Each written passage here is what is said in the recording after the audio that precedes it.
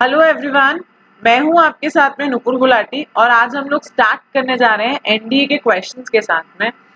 हम लोग सबको पता है कि एनडीए के एग्जाम की डेट आ चुकी है, दैट इज 5 सितंबर।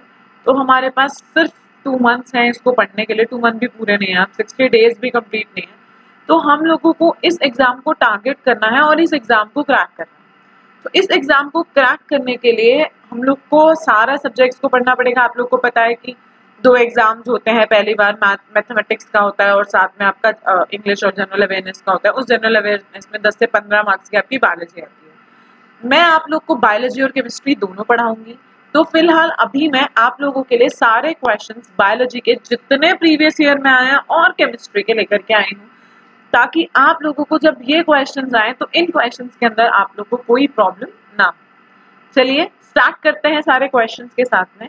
सबसे पहला question, Which of the following cell organelle does not possess nucleic acid? निम्नलिखित में से कोशिकांग में से कौन सा न्यूक्लिक अम्ल नहीं पाया जाता? तो कौन सा नहीं पाया जाता, सबसे पहले तो बात करते हैं न्यूक्लिक अम्ल क्या होता है।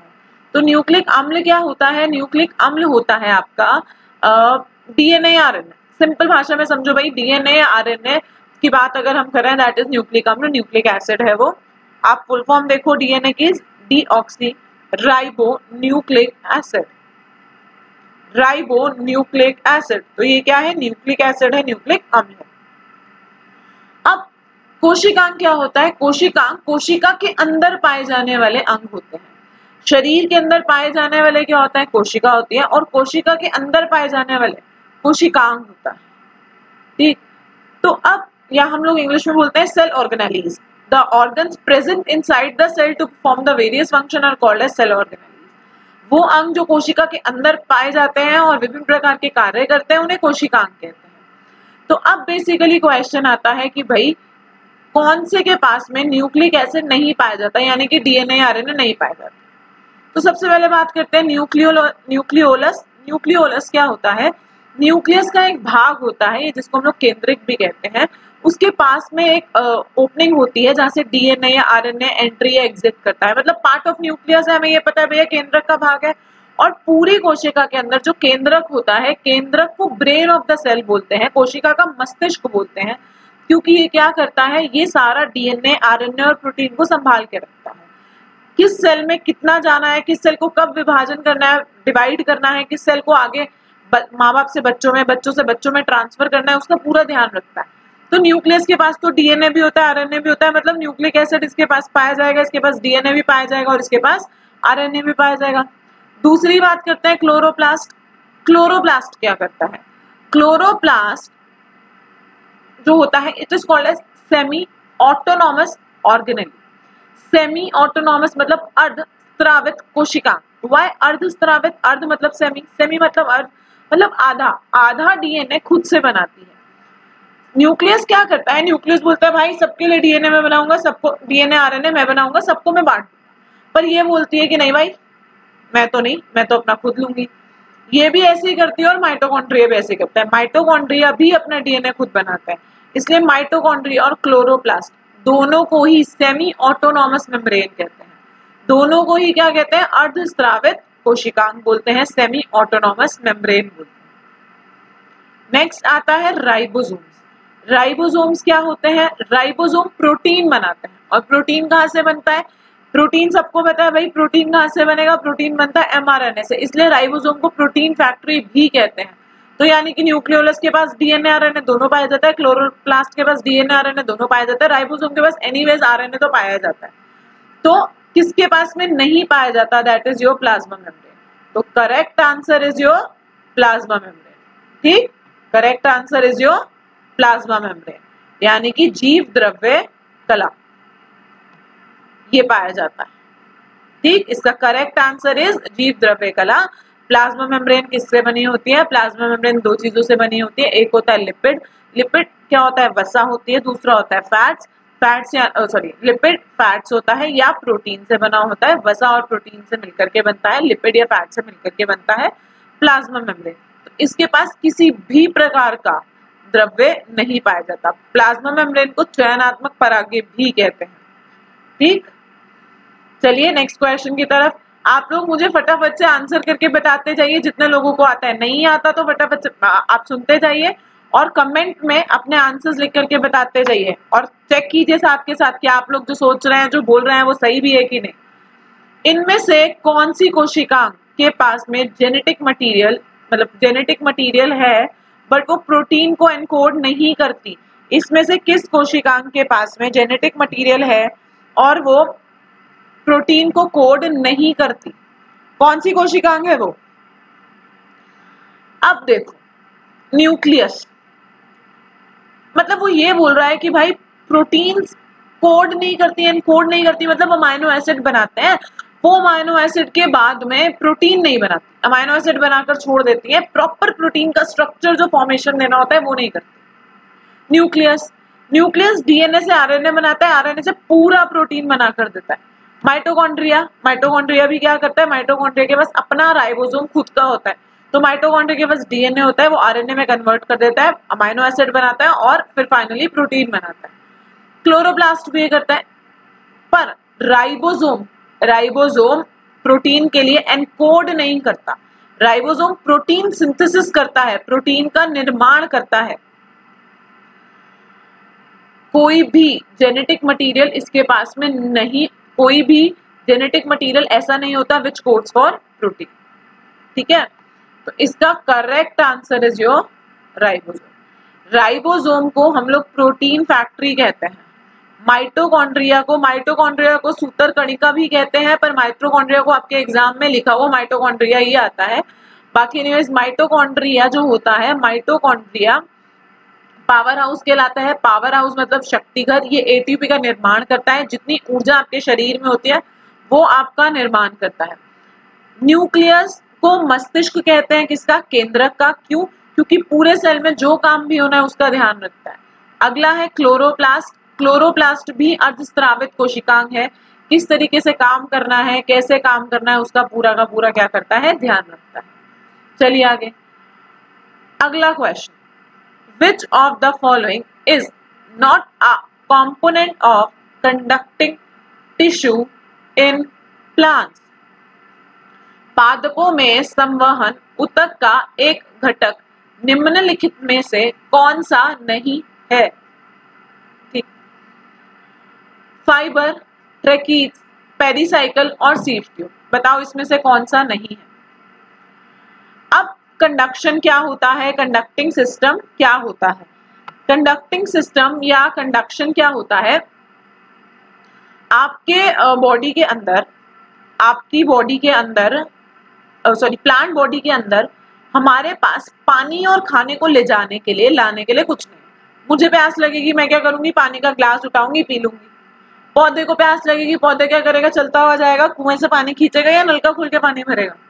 वो ऐसा कुछ नहीं कर सकता। तो वो क्या करता है, वो अपना पानी को किसी, मतलब कैपिलरी एक्शन होता है। कैपिलरी एक्शन क्या होता है, एक से दूसरे में सक्शन के थ्रू, कॉन्सेंट्रेशन के थ्रू एक जगह से दूसरी जगह में जाना, उसके थ्रू लेकर के जाता है। तो ये क्या करता है, जमीन में हमारे पास में पानी होता है तो जड़ें नीचे तक चली जाती हैं। जो जड़ें नीचे तक जाती हैं वो जड़ें पानी को इकट्ठा करती हैं, इकट्ठा करके ऊपर तक ले जाती हैं। पेड़ के जिस भाग को पानी चाहिए वो जड़ों के अंदर जाइलम होता है, वो लेकर जाता है। पौधे में दो तरीके का टिश्यू पाया जाता है, जाइलम और फ्लोएम। मेनली कंडक्शन के लिए हम इसको वास्कुलर टिश्यूज भी बोलते हैं। इसके अंदर दो पाए जाते हैं, एक पाया जाता है जाइलम, एक पाया जाता है फ्लोएम। जाइलम मतलब दारू, वो वाली दारू नहीं, दारू नाम है उसका। फ्लोएम, फ्लोएम को हिंदी में चखना बिल्कुल नहीं बोलते, फ्लोएम का मतलब है हरिद्रा। जाइलम और फ्लोएम। अब जाइलम क्या करता है, पानी लेकर जाता है, फ्लोएम क्या करता है, खाना लेकर के जाता है। तो जाइलम पानी लेकर के जाएगा। याद रखो कि दारू, दारू क्या है, लिक्विड है। अगर लिक्विड है तो क्या कर रही है, पानी को लेकर जा रही है। फ्लोएम क्या है, फूड पार्टिकल है। फूड पार्टिकल है तो क्या कर रही है, पत्तियों में खाना बन रहा है। पेड़ की, पौधों की पत्तियां किचन होती हैं, लीव्स में खाना बनता है, और ये क्या करता है, उस लीव्स में खाना बनाकर सारी जगह पर लेकर के आता है। ठीक है, अब यहाँ पर जो होता है जाइलम और फ्लोएम की बात करी। अब ये नाम तो बहुत अलग अलग लिखे हुआ है। जाइलम यानी कि दारू फिर आगे 4 भाग में डिवाइड होता है, जिसका नाम होता है ट्रेकीज यानी कि वाहिनिका, वेसल्स, जाइलम फाइबर्स, हृदरा फाइबर, सॉरी दारू फाइबर या दारू parenchyma, xylem fibres, xylem parenchyma. ऐसे ही आपका फ्लोएम फर्दर 4 में डिवाइड होता है, फ्लोएम फाइबर्स, फ्लोएम पैरेन्काइमा, हृदय के फाइबर्स, हृदरा का पैरेन्काइमा, ये दो में पता लग गया। 2 होते हैं sieve tubes and companion cells. Sieve tube, companion cells, phloem parenchyma, phloem fibres, phloem के पार्ट्स हैं। और tracheids, vessels, xylem parenchyma, xylem fibres, ये सब किसके पार्ट्स हैं? ये जाइलम के पार्ट हैं।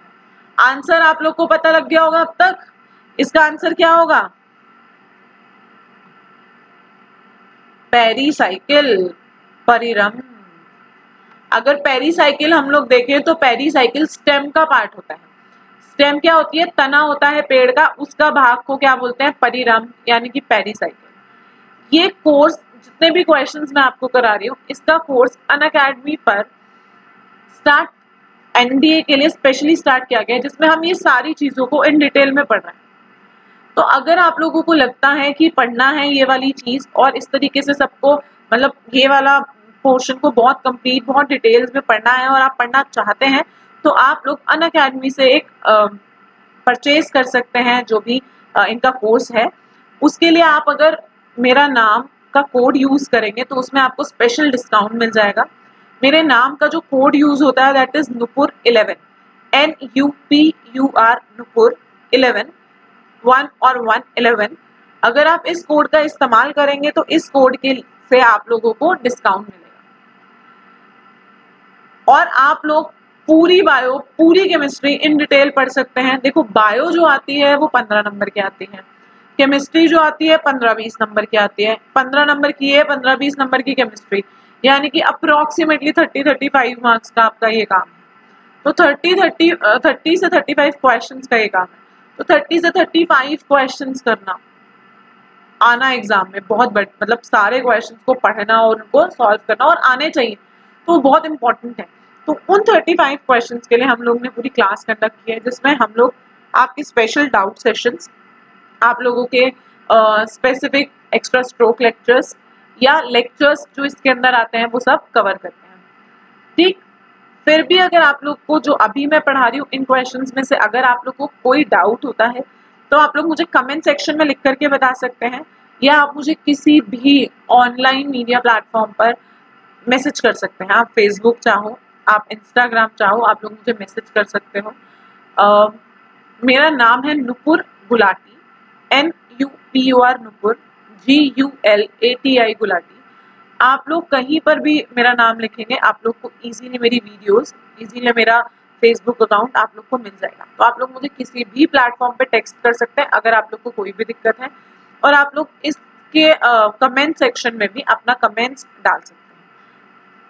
Next question, which of the following organism has vascular tissue? Vascular tissue समझ में आया क्या होता है? वास्कुलर टिश्यू, अभी हम बात कर रहे थे ना वास्कुलर टिश्यू की, संवाहक ऊतक जो एक जगह से दूसरी जगह पर लेकर के जाता है इसको, उसको हम लोग क्या बोलते हैं? हम लोग उसको बोलते हैं वास्कुलर टिश्यू। चलिए, इसका एक एग्जाम, मतलब वास्कुलर टिश्यू का मतलब क्या है? वह जीव जो चल नहीं सकते, उसके अंदर खाने या पानी को एक जगह से दूसरी जगह ले जाने के लिए जिसका इस्तेमाल किया जाता है वो क्या होता है? उसको हम लोग बोलते हैं वास्कुलर टिश्यूज। उसको हम लोग क्या बोलते हैं? उसको हम लोग बोलते हैं वास्कुलर टिश्यू। तो सबसे पहले बात हम करते हैं क्लैडोफोरा की। क्लैडोफोरा एक प्रजाति है जो एल्गा के अंदर आती है, शैवाल है। शैवाल है, चल नहीं सकती तो एक जगह से दूसरी जगह तक ले जाने के लिए इसका वास्कुलर टिश्यू का इस्तेमाल होता है। दूसरा है पेनिसिलियम। पेनिसिलियम वर्ड कुछ सुना सुना सा लग रहा है? Penicillium notatum, penicillin, Alexander Fleming, कुछ याद है?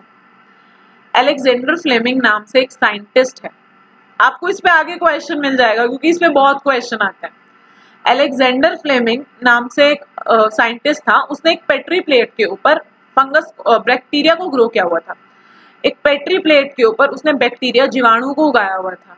गलती से उस पे कवक गिर गया, गलती से उस पे फंगस गिर गई, तो इसने देखा कि भैया जहां जहां पे फंगस गिरी है, जहां जहां पे कवक गिरा है, वहां वहां पर बैक्टीरिया, जीवाणु ग्रो नहीं कर पा रहा, मर रहा है, तो इसे समझ में आया कि भैया जो फंगस है वो क्या कर रही है, कवक की ग्रोथ को रोक दे रही है, कवक को क्या कर रही है, मार दे रही है। तो इसने क्या किया, इसने उसकी ग्रोथ को रोक दिया। ठीक, इसने उसकी ग्रोथ को रोक दिया। तो इसने अलेक्जेंडर फ्लेमिंग ने क्या करा, पेनिसिलियम नोटेटम लिया और उससे इसने क्या करा, एंटीबायोटिक बना दी। तो पहली एंटीबायोटिक जो बनाई गई थी उसका नाम है पेनिसिलिन, और जिस फंगस से बनाई गई थी उसका नाम है पेनिसिलियम नोटेटम। पेनिसिलियम नोटेटम से बनाई गई थी और इसका नाम है पेनिसिलिन। जो पहली एंटीबायोटिक थी, बनाने वाले वैज्ञानिक का नाम है अलेक्जेंडर फ्लेमिंग। ये कवक होती है, कवक होती है तो इसके अंदर भी मूवमेंट नहीं होती है, मूवमेंट नहीं होती है तो इसको भी एक जगह पे लग जाती है।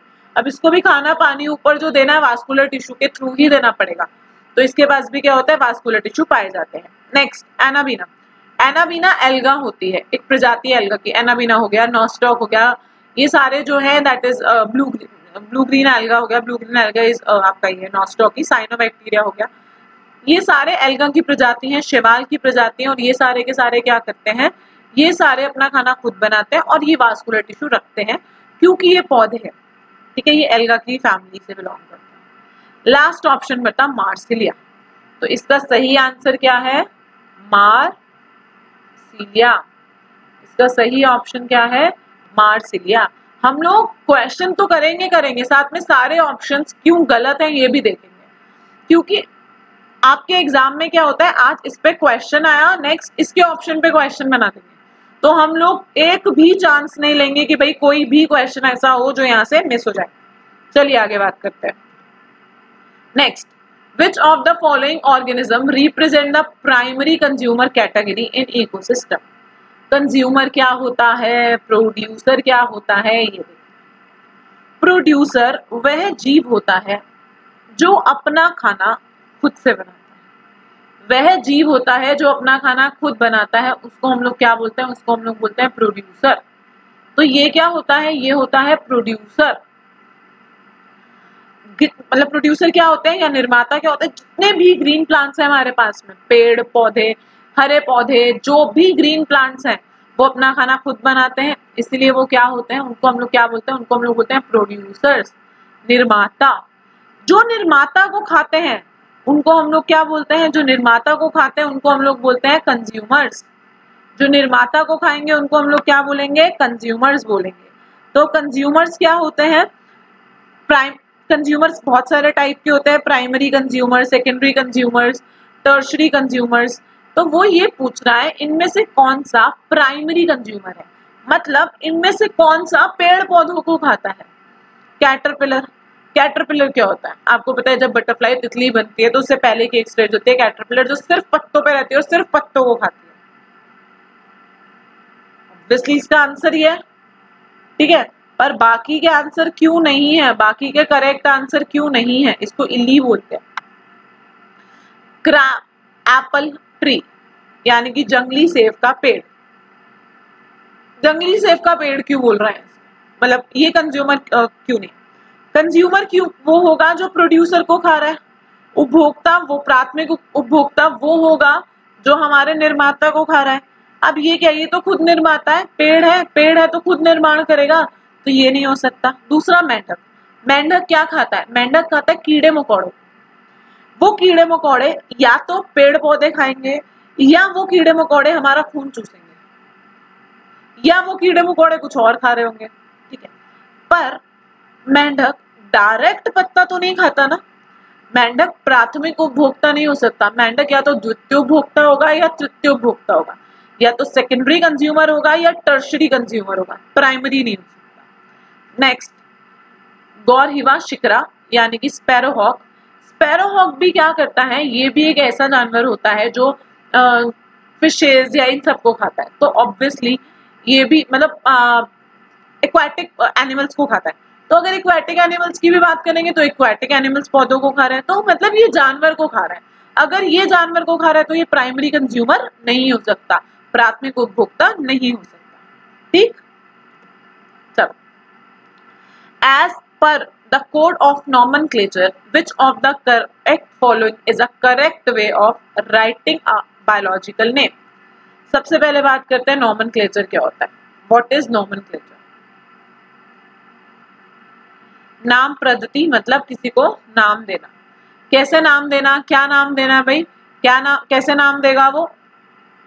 नॉमेनक्लेचर का मतलब होता है कि भाई इस पेड़ का नाम है मैंगो। मैंगो को तो मैंगो पूरे वर्ल्ड में भाई हर बंदा मैंगो या आम के नाम से नहीं जानता। कोई बंदा इसको जानता है, कोई बंदा इसको कहता है कि भाई ये आम का पेड़ है, किसी जगह पर इसको कुछ कहते हैं, किसी जगह पर इसको कुछ कहते हैं। तो जब हम लोग इस पे काम करते हैं और कोई और कंट्री का बंदा इसको पढ़ना चाहता है तो वो पढ़ नहीं पाता। क्यों? क्योंकि मुझे समझ में नहीं आया यार ये क्या बोल रहा है, आम आम कर दे रहा है, पता नहीं आम क्या बात कर रहा है। ठीक है, बात समझ में आया। हर सब्जी, हर फल, हर जानवर के बहुत सारे नाम होते हैं अपने अपनी भाषा में। जैसे एक बहुत छोटा सा एग्जांपल देती हूँ, सब लोग गोलगप्पे तो खाते होंगे, लड़कियां ज्यादा खाती है पर खाते तो लड़के भी है ना। गोलगप्पे खाते होंगे। गोलगप्पे क्या होता है, मतलब गोलगप्पे को यहाँ पर दिल्ली के अंदर गोलगप्पे बोलते हैं। अब मैं यही चले जाऊँ बॉम्बे साइड पर तो क्या बोलते हैं, पानी पूरी। कर्नाटका साइड पर पानी, इसको पुचका बोलते हैं शायद। बेंगलोर साइड पर इसको बोलते हैं पानी के पतासे।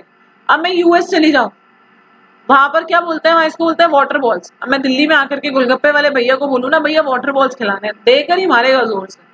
क्यों भाई, उसको समझ ही नहीं आएगा वाटर बॉल्स क्या बोले जा रही है ना। तो हमने क्या करा, ये तो नॉन लिविंग थिंग होगी, ये तो एक एग्जाम्पल हो गया। ऐसे हमारे पास सारे लिविंग ऑर्गेनिज्म, जैविक जीवों में भी बहुत दिक्कत आ रही थी। तो हम लोगों ने क्या तय किया, हम लोगों ने बोला कि भैया हम लोग जैविक नाम रखेंगे, बायोलॉजिकल नेम रखेंगे जो ऑल ओवर द वर्ल्ड लिखोगा। जैसे ह्यूमंस, हमारा नाम होमोसेपियंस होता है, ह्यूमंस का नाम है होमोसेपियंस। तो वो कहता है कि भैया हमारा नाम क्या है, हमारा नाम है होमोसेपियंस। तो अब इसको लिखने का एक तरीका बनाया गया, कुछ रूल बनाए गए। सबसे पहला रूल, ये दो शब्दों से मिलकर बना है। पहले शब्द का पहला अल्फाबेट क्या होता है, कैपिटल होता है। दूसरे शब्द का पहला अल्फाबेट जो होता है ये स्मॉल होता है। पहले वर्ड को हम लोग बोलते हैं जीनस, दूसरे वर्ड को हम लोग बोलते हैं स्पीशीज। पहले वर्ड को हम लोग बोलते हैं जीनस, दूसरे वर्ड को हम लोग बोलते हैं स्पीशीज। पहले वर्ड को बोलते हैं जाति, दूसरे वर्ड को बोलते हैं प्रजाति। ठीक, कोई दिक्कत? आगे चलें। दूसरा, इसको लिखने का तरीका। जब हम इसको लिखते हैं हम इसको इटैलिक्स में लिखते हैं।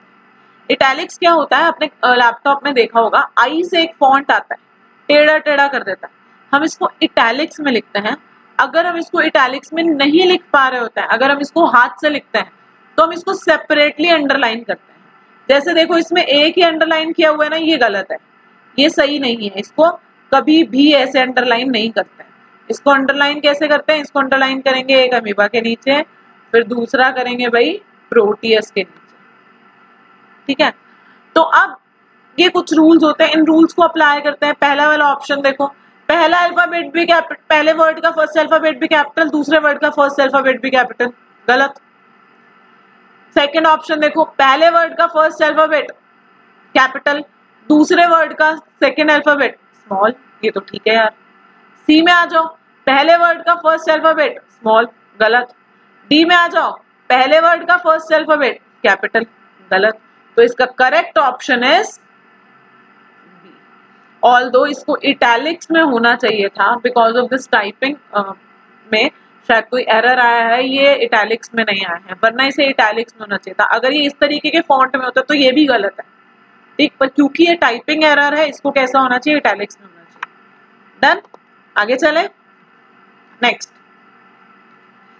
इसमें से कौन सी स्टेटमेंट जो है वो करेक्ट नहीं है, सॉरी करेक्ट है, इसमें से कौन सी स्टेटमेंट करेक्ट है। पेनिसिलिन एंटीबायोटिक है, मैंने आपको अभी बताया। जब हम, आपको डॉक्टर्स क्यों बोलते हैं कि भैया बिना पूछे मुझसे एंटीबायोटिक मत खाओ, बार बार एक ही एंटीबायोटिक को मत लो, बार बार एक ही दवाई मत खाओ, या किसी को डायबिटीज या बीपी है तो डॉक्टर हर थोड़े टाइम के बाद में उसका दवाई को या प्रिस्क्रिप्शन को बदल देते हैं। ऐसा क्यों होता है? ऐसा इसीलिए होता है कि वो क्या करते हैं, डॉक्टर्स क्या बोलते हैं, डॉक्टर्स बोलते हैं कि सॉरी डॉक्टर्स ऐसा क्यों बोलते हैं, डॉक्टर्स ऐसा इसलिए बोलते हैं क्योंकि क्या होता है, जब हम एक ही चीज को बार बार बार बार बार बार बार बार बार बार खाते रहेंगे ना, तो उस बंदे को उसकी आदत पड़ जाती है, अब उसका फर्क पड़ना बंद हो जाता है। जैसे अगर मैं किसी इंसान को रोज थप्पड़ थप्पड़ थप्पड़ थप्पड़ थप्पड़ थप्पड़ थप्पड़ मारती रहूं तो फाइनली एक दिन क्या होगा, एक दिन उसको इस थप्पड़ का असर पड़ना बंद हो जाएगा। एक दिन क्या होगा, उसको इस थप्पड़ का असर पड़ना बंद हो जाएगा और हीट हो जाएगा। सेम इसी तरीके से अगर मैं बार बार एक ही एंटीबायोटिक लेती हूँ तो बॉडी क्या करती है, रेजिस्ट कर देती है। बॉडी बोलती है ठीक है भाई, होता रहे, रोज ही तो आता है, कोई बात नहीं यार। तो ऐसा क्या होता है जो बॉडी रेजिस्ट कर जाती है, ये उसके कुछ दिया। Penicillin resist bacteria can store this antibiotic in vacuole. क्या हम कोई भी दवाई को स्टोर कर पाते हैं? बहुत समय तक नहीं। हम किसी भी दवाई को स्टोर नहीं कर सकते। दवाई का काम क्या है, आप बीमार हुए हो, दवाई जाएगी प्रतिरक्षक के रूप में, एंटीबॉडी के रूप में, बॉडी के अंदर जाएगी, उससे लड़ेगी, उससे झगड़ेगी, उसको बीमारी को ठीक करेगी एंड एक्सक्रीट आउट। दोबारा बीमारी होगी, आपको दोबारा वो दवाई लेनी पड़ेगी। ऐसा नहीं है कि भाई मैंने आज वो पेन किलर खाई, अब मेरे को जिंदगी में कभी दर्द नहीं होगा। एंटीबायोटिक स्टोर नहीं होगी। दूसरा, पेनिसिलिन प्रतिरोधी जीवाणु इस प्रतिजैविक को बीटा लैक्टमेज नामक एंजाइम द्वारा निम्नीकृत कर सकते हैं। पेनिसिलिन रेजिस्टेंट बैक्टीरिया जो होते हैं वो बैक्टीरिया जिसको आदत पड़ चुकी है, भाई जैसी बैक्टीरिया गया मैंने वापस पेनिसिलिन खा लिया, वो बैक्टीरिया भी परेशान हो गया, बोलता है पागल है भाई, रोज तो खाता रहता है, कोई बात नहीं आने दे। अब उसको क्या हुआ, इस एंटीबायोटिक से असर पड़ना बंद हो गया। ऐसा क्यों हुआ? उसने क्या करा, उसने एक एंजाइम बनाया। उस एंजाइम का नाम होता है बीटा लैक्टमेज। वो एक एंजाइम बनाता है और इस एंजाइम से वो डिग्रेड कर देता है, इस एंटीबायोटिक को तोड़ देता है। बार बार ये होता रहेगा तो कुछ ना कुछ इलाज तो करेगा। जैसे भैया पाकिस्तान बार बार हमला कर रहे थे तो हमने क्या करा, सीलिंग लगा दी, करंट छोड़ दिया। भाई बार बार तो नहीं कर सकते ना, एक बार, दो बार, तीन बार, चार बार, पांच बार, ठीक है यार, फिर हम ही कुछ करेंगे। तो हमने क्या करना शुरू कर दिया, हमने भाई उसके अगेंस्ट में पूरा का पूरा फेंसिंग करवा दिया, करंट छोड़ दिया। सेम इसी तरीके से हमारी बैक्टीरिया की बॉडी भी करती है। बैक्टीरिया बोलती है भाई बार बार पेनिसिलिन दुखी कर रहा है, तो क्या करती है वो बीटा लैक्टमेज का एंजाइम दे देती है और इसकी वजह से क्या होता है, बैक्टीरिया लैक्टमेज के एंजाइम की वजह से ये उसको डिग्रेड कर देती है। ठीक है, तो इसका correct answer is beta lactamase. ये आपको समझ में आएगा जब हम इसके सारे प्रोसेस पढ़ेंगे। Penicillin resist bacteria can degrade this antibiotic by an enzyme called lactic acid dehydrogenase. Lactic acid dehydrogenase नहीं निकलता इसमें से। नेक्स्ट है, जीवाणु द्वारा पेनिसिलिन अवशोषित नहीं होता, इसलिए अधिकांश जीवाणु प्रतिरोधी हैं। मतलब ज्यादातर जो बैक्टीरियाज होते हैं they are having antibiotic properties. ये गलत है, ये एब्जॉर्ब नहीं कर सकते, इसको रोक नहीं सकते। ठीक है, तो इसका correct answer is Which of the following organelles of mammalian cell is rich in hydrolytic enzymes? Hydrolytic enzymes क्या होते हैं? Hydrolytic enzymes वो enzymes होते हैं जो किसी भी प्रकार से किसी भी कोशिकांग को या किसी भी, हाइड्रो मतलब होता है वाटर, लिटिक मतलब तोड़ना, कोई भी जगह पे जब हाइड्रोलिसिस करके किसी भी चीज का ब्रेक डाउन करते हैं उसे हाइड्रोलिटिक एंजाइम्स कहते हैं। माइटोकॉन्ड्रिया मैंने पहले ही बताया था, ये कॉन्ड्रिया नहीं होता, माइटोकॉन्ड्रिया होता है। पर 2019 का आपका जो एनडी का पेपर आया ना, उसमें उन्होंने माइटोकॉन्ड्रिया लिखकर नहीं दिया, उसमें उन्होंने कॉन्ड्रिया लिख करके ही दिया। ठीक है, तो इसीलिए यहाँ पर भी मैंने कॉन्ड्रिया ही लिखा है क्योंकि जो उस समय के ऑप्शंस थे। ऑल्दो इसका पूरा नाम इज माइटोकॉन्ड्रिया, इसको माइटोकॉन्ड्रिया ही बोलेंगे। तो माइटोकॉन्ड्रिया क्या होता है मैंने आपको अभी भी बताया था, mitochondria is power house of the cell. कोशिका पर आपको हर साल कोई ना कोई क्वेश्चन मिल जाएगा एग्जाम, ऐसा कभी नहीं होता कि कोशिका पे क्वेश्चन नहीं आएगा। तो ये एक ऐसा टॉपिक है सेल या कोशिका, आप इसको डिटेल में पढ़ लीजिएगा, सेल पूरा और सेल डिवीजन भी पूरा, सेल भी और सेल डिवीजन भी इसको पूरा पढ़ लीजिएगा सो दैट कि आप लोग इसको समझ सकें, आप लोग इसके क्वेश्चंस कर सकें। ठीक है, अब mitochondria is power house of the cell. Power house मतलब शक्ति का निर्माण करता है, एनर्जी बनाता है। दूसरा राइबोसोम, राइबोसोम प्रोटीन बनाता है, तोड़ता नहीं है किसी चीज को। न्यूक्लियस डीएनए से आरएनए, आरएनए से प्रोटीन बनाता है, तोड़ता नहीं है किसी को। तो इसका करेक्ट आंसर इज लाइसोसोम, इसका correct option is lysosome. Lysosome को बोलते हैं सुसाइडल बैग, आत्मघाती थैली। आत्मघाती थैली क्यों बोलते हैं? आत्मघाती थैली इसलिए बोलते हैं क्योंकि कोई भी बाहर से बैक्टीरिया या वायरस या कुछ भी ऐसी चीज जब बाहर से सेल के अंदर आती है तो ये जाता है, खा जाता है, खाने के बाद फट जाता है, फट जाएगा, खुद तो मर गया पर इसने कोशिका को क्या करा, सेल को क्या किया, बचा दिया। इसीलिए इसको बोलते हैं सुसाइडल बैग, आत्मघाती थैली। इसको एटम बॉम्ब भी बोलते हैं, इसको अणु बम भी बोलते हैं, इसे न्यूक्लियर वेपन ऑफ सेल भी बोलते हैं, इसे कोशिका का न्यूक्लियर वेपन भी बोला जाता है। ठीक है, तो इसका answer is lysosomes. Which of the following statement regarding cholera is correct? Cholera क्या होता है, सबसे पहले तो ये बात करते हैं। कॉलेरा होता क्या है? कॉलेरा का मतलब होता है हैजा। हैजा क्या होता है? कॉलेरा एक ऐसी बीमारी होती है जिस बीमारी में कोई भी, मतलब ये एक्चुअली होती किससे है, ये होती है कंटामिनेटेड फूड और वाटर से। ये कोई जेनेटिक बीमारी नहीं है, it is not a genetic disease, ये जेनेटिक बीमारी नहीं है। क्योंकि ये जेनेटिक बीमारी नहीं है इसीलिए माँ बाप से बच्चे, बच्चों से बच्चों में नहीं जाती। जैसे फिलहाल हमारे पास कोरोना फैला हुआ है ना, ऐसे इसी प्रकार पहले हमारे पास क्या फैला हुआ था, एक हैजा भी एक टाइम पे महामारी के रूप में फैला था, हर किसी को जाता था। तो कॉलेरा होता क्यों है? कॉलेरा एक ऐसी बीमारी है जो गंदा खाना और पानी से हो जाता है। इसमें मेमोरी लॉस नहीं होता, अल्कोहल के कंजम्पशन से ये नहीं होता, ये जेनेटिक नहीं है, माँ बाप से बच्चों में, बच्चों से बच्चों में, यानी कि आनुवांशिक नहीं है, एक पीढ़ी से दूसरी पीढ़ी में ट्रेवल नहीं करता।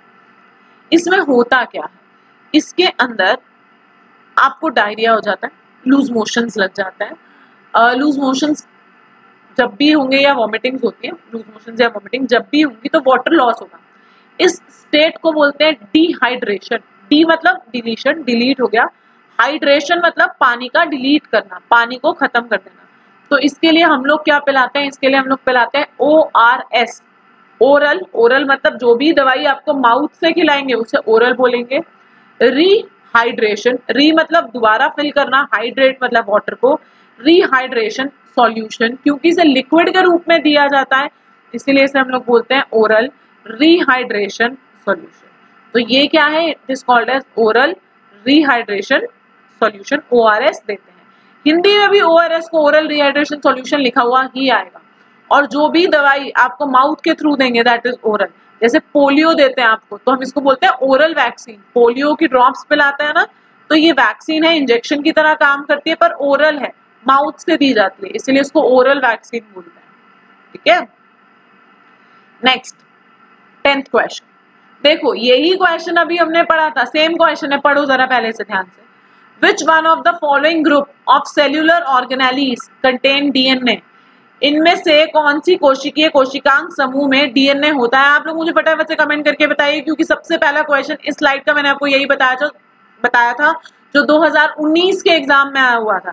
ये 2018 है, ठीक है, ऐसे ही 2019 के एग्जाम में भी आया हुआ था, 2019 में भी आया था, 2018 में फिर से रिपीट हो गया। तो ये क्वेश्चंस क्या कर रहे हैं, रिपीट होते जाते हैं। तो इसीलिए मैं आपको बोल रही हूँ प्रीवियस ईयर में जितने क्वेश्चंस आए मैं उन सबको करना है। आप लोगों को डाउट है तो मैं 24/7 आप लोग के साथ अवेलेबल हूँ। आप मुझे किसी भी टाइम, किसी भी वक्त, किसी भी सोशल मीडिया साइट पर मैसेज कर सकते हैं और आप इसके यूट्यूब में कमेंट करके बता सकते हैं कि आप लोग को कोई ऐसी चीज जो समझ नहीं आई। अगर आपको कोई भी ऐसी चीज लग रही है कि भाई मैम इस तरीके से नहीं, आप ऐसे पढ़ाओ या ये पॉइंट हम लोग का कवर कराओ, तो आप मुझे कमेंट सेक्शन में आप लोग अपने सजेशंस लिख दीजिएगा ताकि मैं उसके अकॉर्डिंग आप लोग की नेक्स्ट वीडियो जो लेकर आऊं आप लोग के सजेशन पे बेस लाऊं।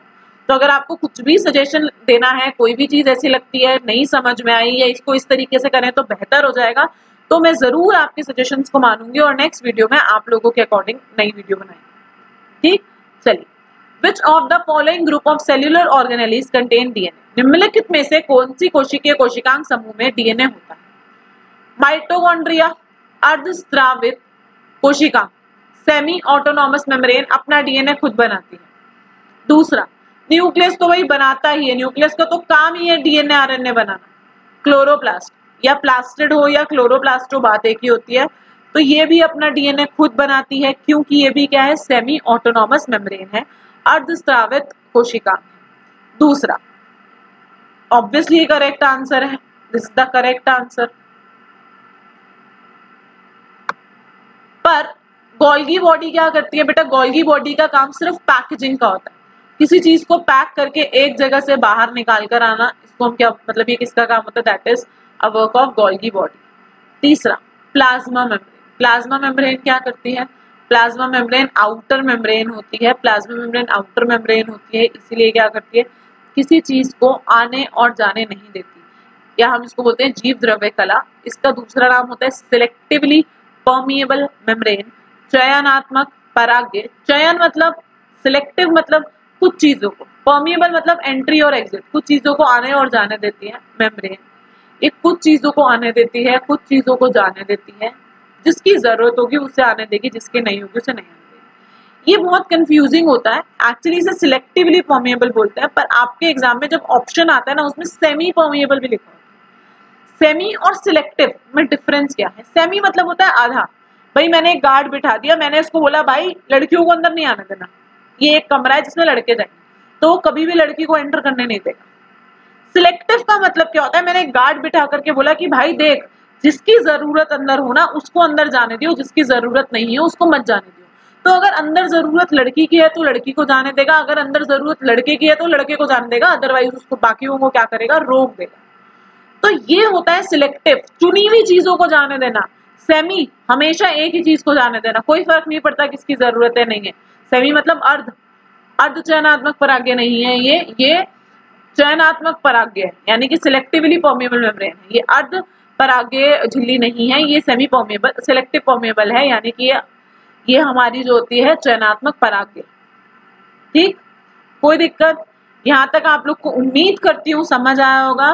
कुछ क्वेश्चन 2019-18 के एक सेट के उठाकर लाई हूँ, ऐसे और क्वेश्चन 2019-18 आपके 2009-7 ये सारे इयर्स के हम लोग उठाकर लाएंगे। जितने क्वेश्चंस आप लोग के आए हैं उन सबको करेंगे, पर करेंगे पहले आगे से, फिर मतलब 2019 से 18, 17, 16 इस तरीके से चलेंगे। 2020 में कोई एग्जाम नहीं हुआ, इसलिए आपका कोई भी क्वेश्चन इसमें ऐड ऑन नहीं कर रही हूँ। ये जितने भी क्वेश्चंस हैं ये सारे आप लोगों के मतलब 2019 में आपका लास्ट एग्जाम हुआ था, तो ये उसके क्वेश्चन। ठीक, उम्मीद करती हूँ आप लोग को समझ में आया होगा।